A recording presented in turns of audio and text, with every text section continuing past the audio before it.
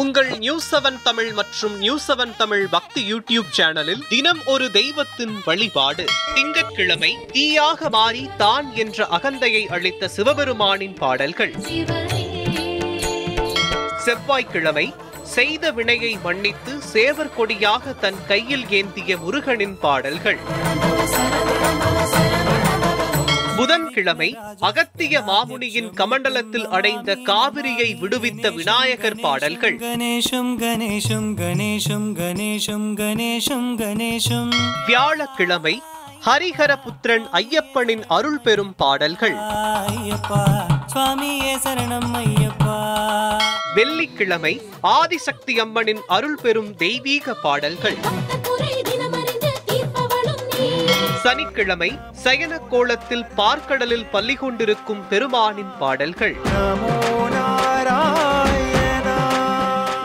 தினமும் காலை 5:30 மணிக்கு காணத் தவறாதீர்கள்.